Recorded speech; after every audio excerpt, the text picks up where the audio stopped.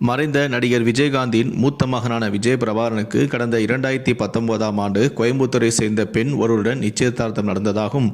ஆனால் கொரோனா, விஜயகாந்தின் உடல்நிலை ஆகிய காரணங்களினால் அந்த திருமணம் தள்ளி போய் கடைசியில் நடக்காமல் போனதாகும் சில இணையதளங்களில் செய்திகள் வெளியாகி வருகின்றன.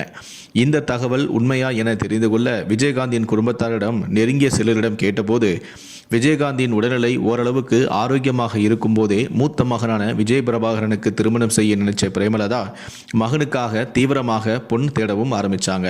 இதுக்காக திருமண தகவல் மையங்கள் மூலமாக அவங்க முயற்சியும் செஞ்சாங்க. கோயம்புத்தூரை சேர்ந்த ஒரு தொழிலதிபர் குடும்பத்தில் ஒரு பெண் இருப்பதாக தெரிய வர அந்த பெண்ணை பார்த்து வரலாம்னு போனது நிஜம்தான். பெண்ணை நேரில் போய் பார்த்துட்டு 2 பேருக்கும் பிடிச்சிருந்தா கல்யாணத்தை வச்சுக்கலான்னு நினைச்சு தான் சென்னையில் இருந்து மகன் மற்றும் நெருங்கிய உறவுகள் சிலருடன் கோயம்புத்தூருக்கு போனாங்க பிரேமலதா. ஆனால் அங்கே போய் இறங்கினதுமே பிரேமலதாவுக்கு பெரிய அதிர்ச்சி.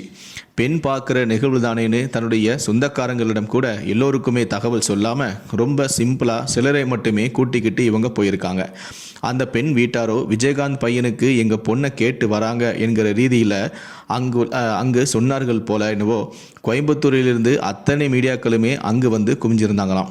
என்னங்க, பொண்ணு தானங்க பார்க்க வந்திருக்கோம், எதுக்கு மீடியாக்கெல்லாம் சொன்னீங்க என பிரேமலதா கேட்டதற்கு, நாங்கள் யாரும் சொல்லலைங்க, மீடியாக்காரங்க எப்படியோ நீங்கள் வர்ற தகவலை தெரிஞ்சு மோப்பம் பிடிச்சி இங்கே வந்துட்டாங்க என்று பதில் சொல்லியிருக்காங்க. அதுவும் போக சிம்பிளாக வீட்டில் இதை நடத்தாமல் அந்த பெண் பார்க்குற நிகழ்வுக்காக ஒரு கல்யாண மண்டபத்தையே வாடகைக்கு பிரிச்சிருக்காங்க. பெண் பார்க்கும் படலத்தை அவங்க தரப்பு ஊரை கூட்டி இப்படி விளம்பரப்படுத்துன்னு பிரேமலதா எதிர்பார்க்கவே இல்லையா. அதனால் கோயம்புத்தூர் போய் இறங்கி இதெல்லாம் பார்த்ததுமே அவங்க ரொம்பவே அப்செட்.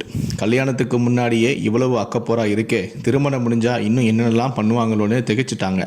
அதனால் போன இடத்துல பெண்ணை மட்டுமே பார்த்துட்டு சென்னை போய் எல்லார்கிட்டையும் கலந்து பேசி பதில் சொல்கிறோன்னு சொல்லிவிட்டு வந்து விட்டாங்களாம். பெண் வீட்டாரின் அதிகப்படியான ஆர்வமே பிரேமலதாவை எரிச்சல் படுத்த இந்த சம்பந்தம் சரிபட்டு வராது என முடிவெடுத்து விட்டார் என்கிறார்கள் அவருடைய உறவினர்கள். ஆனால் பெண் பார்க்க போன இடத்துல சம்பந்தப்பட்ட பெண், விஜய் பிரபாகரன் இருவருமே சேர்ந்து எடுக்கப்பட்ட சில புகைப்படங்கள் சமூக வலைத்தளங்களில் வழியாகவே இருவருக்கும் நிச்சயதார்த்தம் நடைபெற்றதாக தகவல் பரவி அதன் தொடர்ச்சியாக கொரோனா மற்றும் விஜயகாந்தின் உடல்நிலை காரணமாகவே திருமணம் தள்ளி போனதாகவும் செய்திகள் வெளியாகியிருக்கின்றன. விஜய் பிரபாகரனும் அந்த பெண்ணும் அருகருகே அமர்ந்திருக்க பிரேமலதா அவர்களுக்கு அச்சதை தூவி ஆசீர்வதிப்பது போன்ற புகைப்படங்களும் வெளியாகியிருந்தன. இதை பற்றி கேட்டபோது, பெண் பார்க்க போனபோது விஜய் பிரபாகரன் கிராண்டாக ட்ரெஸ் பண்ணியிருந்தார். அவரை பக்கத்தில் உட்கார சொல்லிட்டு எங்கள் பொண்ணை ஆசீர்வாதம் பண்ணுங்க என்று பிரேமலதா கிட்ட கேட்டிருக்காங்க. அதனால் அவங்க பண்ணாங்க. ஒருவேளை நிச்சயதார்த்தம் நடந்திருந்தா விஜயகாந்த் அதுக்கு போயிருப்பாரே, கட்சி நிர்வாகிகளும் போயிருக்க மாட்டாங்களா? அப்படி எதுவுமே நடக்கிறங்கிறது தான் நிஜம் என்கிறார்கள் நெருங்கிய குடும்ப உறவினர்கள்.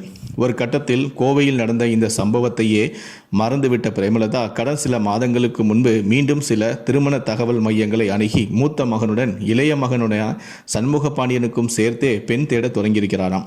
இந்த சூழலில்தான் விஜயகாந்தின் உடல்நிலையில் எந்தவிதமான முன்னேற்றமும் ஏற்படாமல் அவர் இறந்துவிட்டார். எனவே இப்போதைக்கு மகன்களின் திருமணம் குறித்து பிரேமலதா எந்த முடிவும் எடுக்க மாட்டார் என்றே தெரிகிறது.